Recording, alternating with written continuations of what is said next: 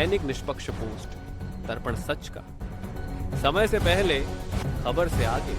नमस्कार, आप देख रहे हैं दैनिक निष्पक्ष पोस्ट का डिजिटल वर्जन, जहां खबरें होती हैं साफ, सटीक और निष्पक्ष। गरीब और बेसहारा बच्चों के उज्जवल भविष्य के लिए लखनऊ के तेलीबाग स्थित कुमार मंडी इलाके में स्मार्ट एजुकेशन के नाम से चल रहा एक विशेष क्लास सेंटर शिक्षा की नई मिसाल पेश कर रहा है। यहां सैकड़ों बच्चों को एक्टिविटी बेस्ड एजुकेशन के माध्यम से निःशुल्क पढ़ाई कराई जा रही है।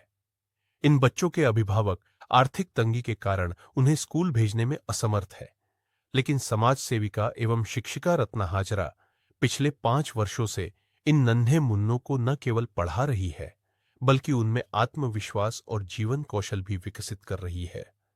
रत्ना हाजरा का मानना है कि शिक्षा सिर्फ किताबों तक सीमित नहीं होनी चाहिए, बल्कि बच्चों की सोच, रचनात्मकता और व्यवहारिक ज्ञान को भी मजबूत करना जरूरी है।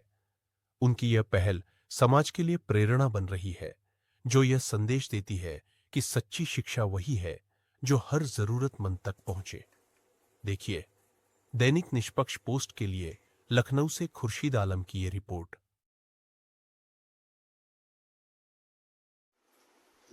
नमस्कार, मैं रत्ना हाजरा बोल रही हूँ और मैं एक टीचर हूँ, सोशल वर्कर हूँ। और सोशल वर्कर आप आजकल हर घर घर में पाएंगे। सब लोग कुछ ना कुछ सामाजिक दायित्व लेके कर चलते हैं, क्योंकि सब लोग एजुकेटेड भी हैं, लेकिन कौन किस तरह करता है ये फर्क पड़ता है। और मेरी जर्नी की शुरुआत हुई थी कोविड से। कोविड में क्योंकि मैं छोटे बच्चों के साथ और बच्चों के साथ ही एसोसिएटेड थी, काफ़ी सालों से हम पढ़ा रहे थे बच्चों को, लेकिन वो एक अलग पहलू है समाज का, जहाँ पर सारे बच्चों को हर चीज़ मिल जाती है। लेकिन जब एक अलग पहलू को हम देखते हैं समाज के, तो वहाँ पर बच्चों में कमियाँ हैं। खाने को नहीं मिलता, माता पिता की बेरोजगारी, और घर में इतनी दरिद्रता है कि कहीं ना कहीं उनके शिक्षण पे इफेक्ट करता है। 2-2, 4-4 बच्चे हैं तो वो भी काफ़ी इफेक्ट करता है। तो ऐसी ही शुरुआत हुई कि मेरे घर के पास कुछ बच्चे थे, क्योंकि मैं काफ़ी सालों से पढ़ा रही थी बच्चों को। तो बच्चों ने कहा कि मैम क्या हम लोग को पढ़ाएंगे।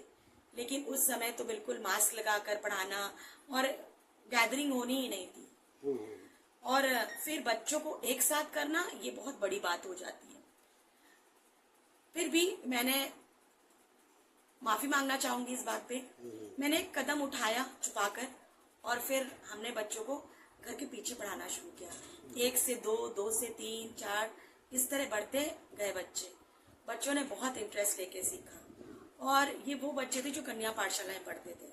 उस समय स्कूल तो बिल्कुल ही बंद चल रहे थे। पढ़ते पढ़ते उनके साथ हमने डांस वांस भी कराया, सिंगिंग कराया। और मेरी जो पढ़ाई है ज्यादातर एक्टिविटी बेस है। मैं डायरेक्ट नहीं पढ़ाती। कोई भी चीज को समझाना होता है वो किसी ना किसी का माध्यम लेती हूँ, या पेड़ पौधों का, या उस पे कोई बेस करा के ही मैं करती हूँ। तो बच्चों ने करना, बच्चों को इंटरेस्ट भी आया, और इस तरह हमारी जर्नी शुरू हुई। जर्नी ऐसी ही शुरू हुई कि आज तक वो बच्चे बढ़ते ही गए और आते ही गए। काफी मेरे फ्रेंड्स थे, जब उनको ये पता चला कि मैं ये काम कर रही हूँ, उन्होंने भी हेल्प करी। लेकिन मैंने कभी सरकार से कोई भी हेल्प नहीं मांगा, क्योंकि मुझे लगता है कि हर as a citizenship of India हम जो करते हैं तो हमारा भी कुछ दायित्व है, हमको भी कुछ करना चाहिए। तो ये मेरे लिए एक तरफ से समाज में एक सहयोग किया मैंने, कि मैं चाहती हूँ कि मेरी तरह जितने भी टीचर्स हैं, या ऐसा तो नहीं कि हम लोग पढ़े लिखे नहीं हैं, जो हमारे आसपास के लेबर्स हैं और उनके बच्चे, तो उन लोग भी अपना थोड़ा योगदान दें। क्या कुछ मैम ऐसा मन में आया कि आपने एजुकेशन के लिए सोचा, खास करके उन बच्चों के लिए जो एजुकेशन से भी दूर हैं, ऐसे बच्चों के लिए भी? सर, उनके आंखों में देखिए, प्रिविलेज बच्चे तो मम्मी पापा पढ़ा लेते हैं, ट्यूशंस लगा लेते हैं, लेकिन जो अंडर प्रिविलेज बच्चे होते हैं वो बेचारे एकदम देखते ही रहते हैं कि कोई तो हमें हेल्प करे, और उनको मदद कहीं नहीं मिलती है। माँ बाप पढ़े लिखे नहीं होते, अच्छी गाइडेंस नहीं मिलती है, अच्छे टीचर्स नहीं मिलते हैं। और आप सरकारी स्कूल का तो जानते ही हैं काम, कि भाई वो आती हैं टीचर्स, 300 बच्चों में 2 टीचर हैं, वो क्या ही पढ़ाएंगी और कैसे पढ़ाएंगी। वो जितना योगदान दे रही बहुत है, वेल एजुकेटेड टीचर्स हैं और आधातर उनका टाइम दूसरे काम में लगा रहता है, जैसे जनगणना करना या पल्स पोलियो की तरफ जाना, तो इसी में लगे। उन्हीं 2 टीचर में से वो भी काम कर रही हैं, तो इट इज नॉट पॉसिबल। तो कभी कभी जैसे हम लोग जैसे हैं एजुकेटेड हैं, तो हम लोग को जाकर उन सरकारी स्कूल में भी योगदान देना चाहिए कि जाके हम 1 घंटे क्लास ले लें, लेकिन वो क्लास फ्रूटफुल हो, जो प्रिंसिपल की साथ मिलकर और डिस्कस करके फिर वो प्लान्ड अप हो क्लास। अब तक के जो आपका सफ़र रहा है, क्या कुछ चैलेंजेस आए हैं?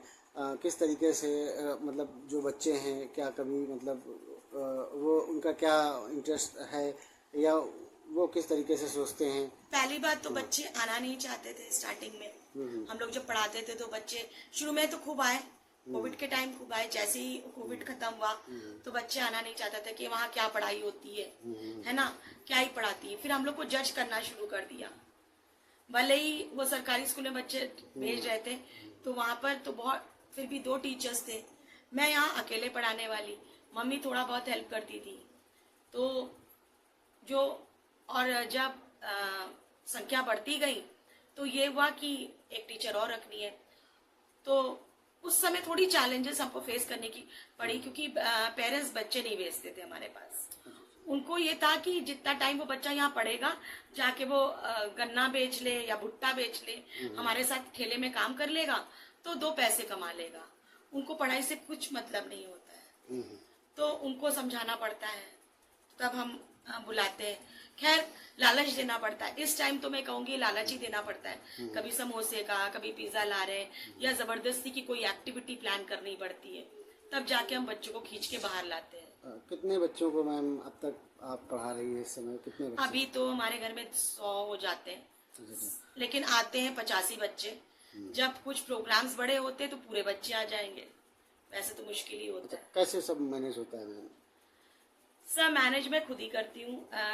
मेरा शुरू से रहा है कि मैं कुछ % अपना सैलरी को मैं दान में देती थी। तो जब मेरे पास घर में बच्चे हैं तो उनकी बुक्स एंड कॉपीज, कुछ मेरी फ्रेंड्स हैं, जब उनके या किसी की बरसी हुई, किसी का कुछ हुआ, और या फिर किसी का बर्थडे हुआ, तो उन लोग ने बाहर दान करने की बजाय मुझे यहाँ पर बच्चों को कॉपी बुक्स दे दी। तो ऐसे करके टीचर भी जो मैंने रखी है, क्योंकि वो मेरी ही पॉकेट से पैसा जाता है, तो कुछ महीने में दे नहीं पाती हूँ, कुछ महीने में देती हूँ। लेकिन ये भी है कि हमारी टीचर जो शिखा तिवारी है बहुत कोऑपरेटिव है। मेरी माँ का तो इतना योगदान रहा है कि मेरे घर में सुबह से क्लास चलती है। जैसे कुछ बच्चे, छोटे छोटे बच्चे, वो पढ़ने नहीं जाते हैं, क्योंकि सब स्कूल के आजकल नॉर्म्स हो गए कि इतने ही एज में आप लोग भर्ती कर सकते हो, तो वो छोटे बच्चे आ जाते हैं और मम्मी पढ़ाती है उनको। तो शाम के मेरे 6-7 बजे तक फ्री में पढ़ाई चलती है। अच्छा, क्या कहना चाहेंगी जो मौजूदा जो एजुकेशन सिस्टम है, या जो बच्चे बड़े बड़े स्कूलों में पढ़ रहे हैं और ऐसे भी बच्चे हैं जिनको पढ़ने का नहीं मौका मिल रहा है, आप लोगों के माध्यम से उनको पढ़ाने की मौका दिया जा रहा है, तो बच्चों से क्या कहना चाहेंगी जो बच्चों को स्कूल जाने को नहीं मिल रहा है या जो बच्चे पढ़ना चाहते हैं, उनसे क्या कहना चाहेंगी, और आप हमारे समाज से क्या कहना चाहेंगी? पहली बात, मुझे एक ऐसा लगता है कि जब इतनी सारी चीजें हमारे एजुकेशन सिस्टम में इतना बदलाव आ रहे हैं, क्यों ना एक बदलाव और आए कि हम लोग 10th और 12th के बच्चों के करिकुलम में एक और चीज जोड़ दें, that is called a social work.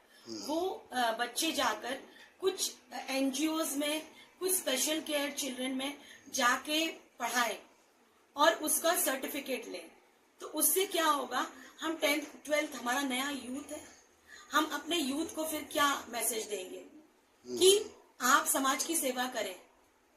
हम लोग की तो उम्र हो गई है, लेकिन जो ये नया जनरेशन है, जब इनके करिकुलम में होगा कि आप, जैसे गर्मियों की छुट्टी आई है तो 5 दिन आप अपना टाइम इन स्कूल्स में जाइए और पढ़ाइए और कुछ फ्रूटफुल करके दिखाइए, तो सब बच्चों के अंदर 10th से ही 12th से ही इनकलकेट हो जाएगा और वो फिर समाज में हमें बोलना नहीं पड़ेगा। या आज मैं बैठ के जो मैसेज दे रही हूँ कि जाइए आप करिए, वो नहीं होगा, क्योंकि जब उन्होंने 10th और 12th में कर लिया, वो बच्चा खुद ब खुद जब आगे जिंदगी में बढ़ेगा तो वो कहीं ना कहीं मौका ढूंढकर, और इसके मार्क्स भी हों, जब सरकार इतनी सारी चीजें जोड़ रही है, क्यों ना हम 10th और 12th के करिकुलम में भी ये जोड़ दें कि पढ़ाई के साथ एक सोशल वर्क का कॉलम जहां बच्चे जाके पढ़ाएं। और जितनी सारी चीजें हैं, जैसे एनवायरनमेंट पे भी जो हम काम करते हैं कि स्वच्छता अभियान है, इसके लिए भी एक प्रॉपर मार्क्स दिया जाए, और वो मार्क्स मतलब सॉलिड मार्क्स हो, जिनमें कि बच्चों को सीखने भी मिलेगा और प्लस आगे की जिंदगी का सबक भी मिलेगा। और सोचिए कितने बच्चों को एजुकेशन मिल जाएगा और कितने टीचर बन जाएंगे, क्योंकि सब तो डॉक्टर बनना चाहते हैं, इंजीनियर बनना चाहते हैं, सब कुछ बना, लेकिन जिस टीचर ने सिखाया तो वो टीचर क्यों नहीं बन पाए। हम अपने माता पिता को देख के डॉक्टर बन जाते हैं, हम माता पिता को देख के आईटी में चले जाते हैं, तो एक टीचर जो आपके साथ रोज पढ़ाता है, उनको देख के हम क्यों ना करिकुलम के थ्रू एक दिन टीचर बने और जाके सच में पढ़ाएं, उनकी भी प्रॉब्लम्स को समझे, तो बहुत सारे काम हमारे सॉर्ट आउट हो जाएगा। बच्चों के अंदर एक नई जोश और धारणा, अपना चेंज आएगा उनके अंदर। पेरेंट्स क्या कहना चाहती हैं, जैसे जिनके बच्चे हैं और वो माँ बाप बने हुए हैं, और तो खास करके जो बच्चे, जो पेरेंट्स अपने बच्चों को एजुकेशन दे रहे हैं वो भी, और जो नहीं दे रहे हैं वो भी, या मतलब क्या कहना चाहेंगी जो पेरेंट्स समाज है हमारा? पहली बात, अगर हम अपने बच्चों को, फिलहाल आजकल पेरेंट्स सब समझ गए हैं कि बच्चों को फ्रीडम दी जाए उनकी चॉइस की, और आजकल इतने चॉइसेस निकल गए हैं जॉब के, तो फोर्स नहीं करते हैं, ये बहुत ही अच्छी बात है, बहुत चेंजेस है। लेकिन अभी भी हम अपनी इच्छाओं को बच्चों के ऊपर थोपते हैं, ये चीज गलत चीज है। लेकिन पेरेंट्स अब वो चीज समझ रहे हैं, लेकिन पेरेंट्स को प्रोत्साहित करना चाहिए कि चैरिटी स्टार्ट्स फ्रॉम होम। हम बच्चों को सिखाते हैं कि अच्छे तरह से व्यवहार करो, बात करो, हमें इज्जत दो, तो इज्जत कहाँ से देंगे? जब हम समाज के इन बच्चों को इज्जत देना सिखाएंगे तो अपने आप इज्जत मिलेगा, उसमें तो कोई दोहराए नहीं है। तो जब हम एक अच्छे इंसान बनाएंगे तो वो हमारे समाज को नहीं, घर को नहीं, हर जगह बदल जाएगा। तो हमारे भारत के बच्चों में ये बदलाव आए, और ये बदलाव हम ही लोग ला सकते हैं, बीइंग अ पेरेंट। बच्चे क्या चाहते हैं, थोड़ा सा बताएं। बच्चे तो फूल हैं, उनको आप जैसा, जब अगर बच्चा कहता है डॉक्टर नहीं बनूंगा, लेकिन घर के मॉल को देखता है, कहता है कि अगर चाचा डॉक्टर है, मामा डॉक्टर है, तो मैं क्यों नहीं बनूंगा। जैसा माहौल देंगे वैसा पौधा पनपेगा। तो आप सही उसमें सही तरह से सींचे उस पौधे को, सही तरह से आप हर चीज उसमें खाद पानी सब दें, तब वो बड़ा होगा पेड़, और तब वो छांव देगा, शिक्षा का छांव होगा, एक बेहतरीन कल का छांव होगा। धन्यवाद। अगर आपको ये रिपोर्ट पसंद आई हो तो वीडियो को लाइक करें, शेयर करें और हमारे चैनल दैनिक निष्पक्ष पोस्टर को सब्सक्राइब करना ना भूलें। जुड़िए हमारे साथ हर सच्ची और निष्पक्ष खबर के लिए।